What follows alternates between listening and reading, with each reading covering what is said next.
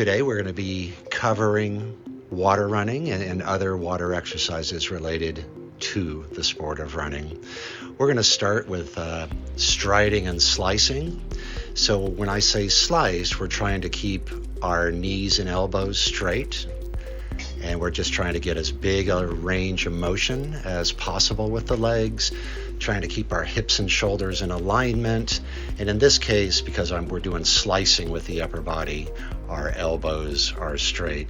This can be a really good thing for posture in running, because not dropping your hips in the water is quite difficult.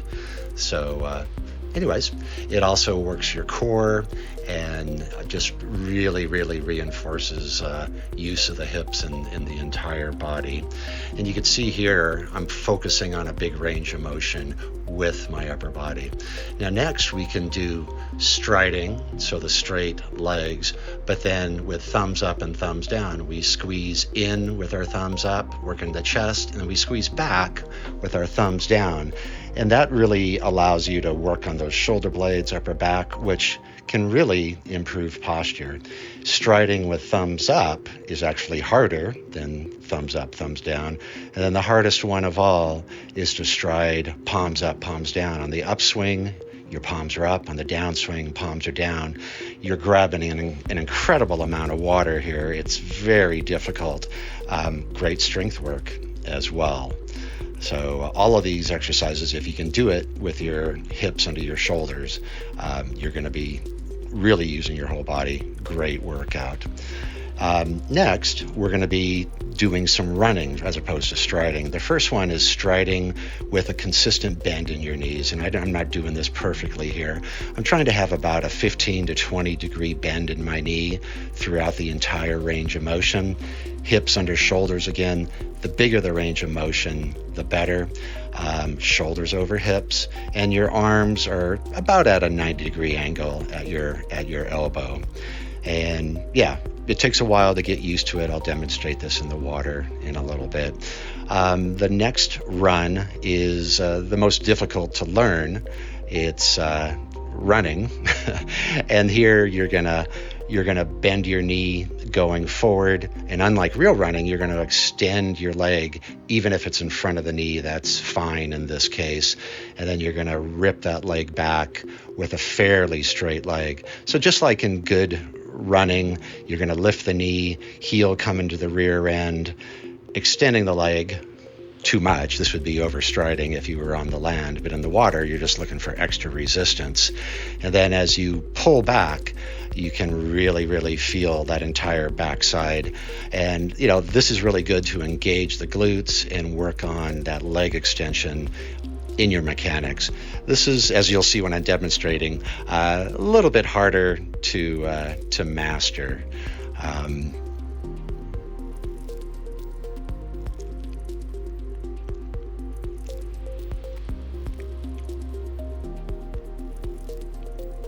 With our arms, all of these running, we're just keeping our elbows at 90 degrees. You're exaggerating the range of motion. This is really good to avoid, like you watch the runners with the dinosaur arms, or maybe one arm is like swinging, randomly in circles. So the running in the water can really reinforce not only good body position, but good upper body work as well.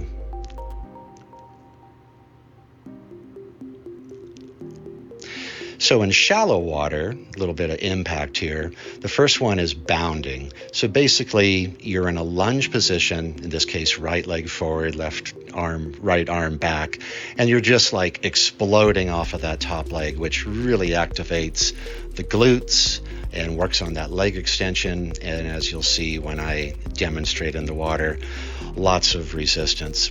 Next, we're just running. You could either run in place or run forward. You're on the balls of your feet, lifting your knees really high.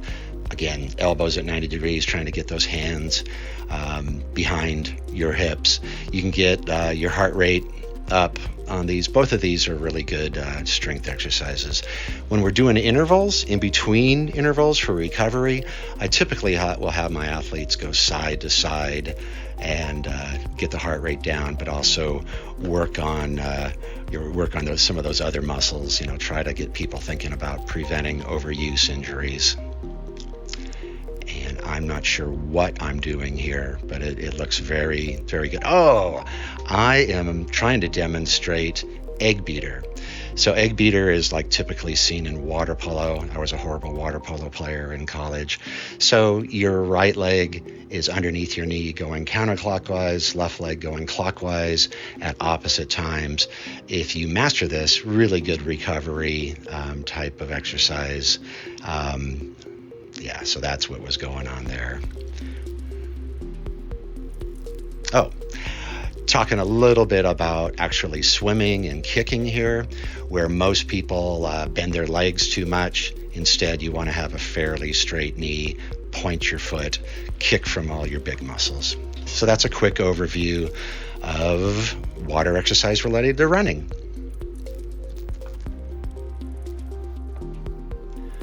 All right, now I'm going to attempt to demonstrate all of these water exercises. We're going to start with striding and slicing. So anytime I say stride, trying to keep my knees as straight as possible and have as big a range of motion forward and back as possible. You can see I'm not keeping my knees as straight as I would like, but I briefly showed there bending at the hips too much. So I'm doing a pretty good job of keeping those hips forward underneath my shoulders. I could probably get those arms back behind me a little bit more, but overall that was pretty good. The straighter your knees, the better. So now talking about striding with thumbs up, thumbs down with the upper body. So when I squeeze forward, thumbs are up. When I squeeze back, my thumbs are down. I think this is great for upper back. And again, now we're here with thumbs up. So both thumbs up and then thumbs up, thumbs down. Really good for improving posture with your upper body running.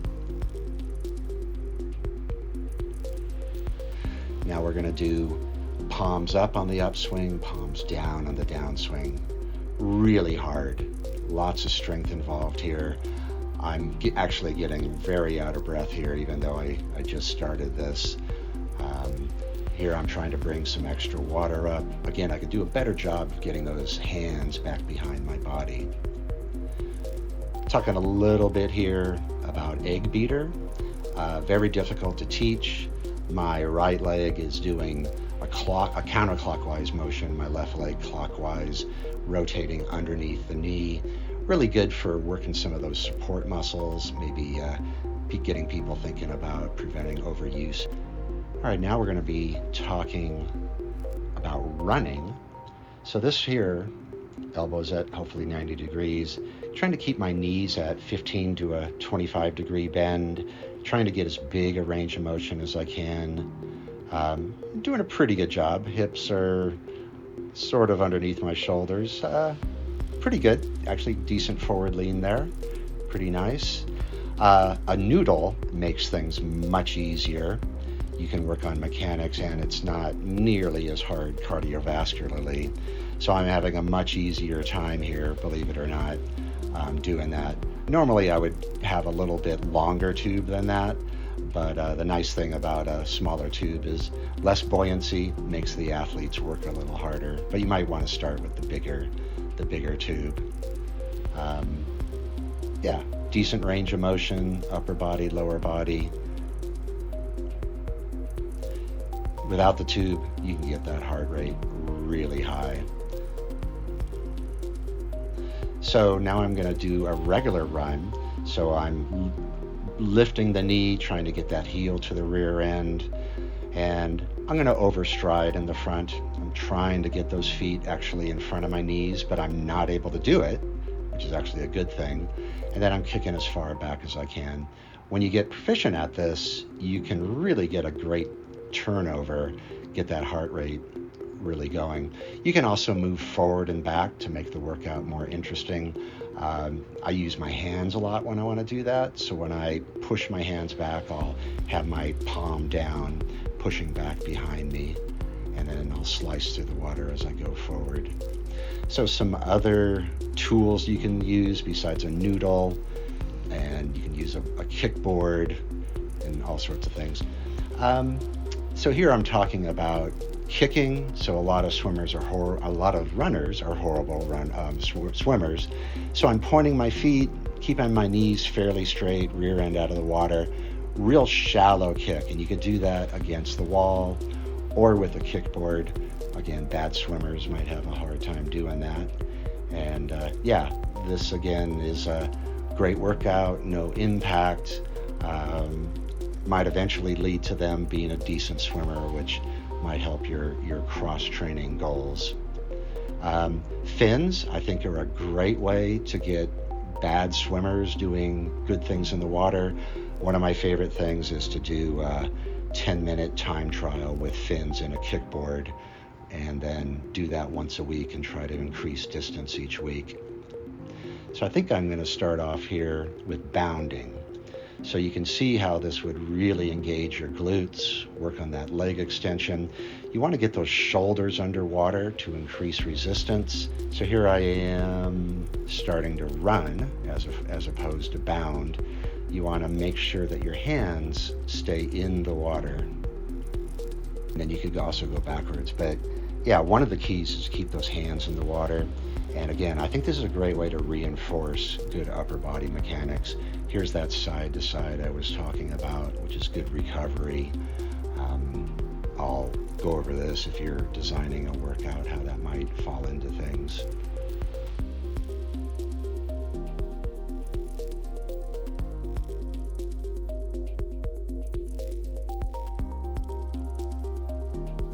So I just went over the basics today, of the techniques. I'm going to go over workouts in the classroom, but if you want me to make a video on a workout, let me know in the comments section.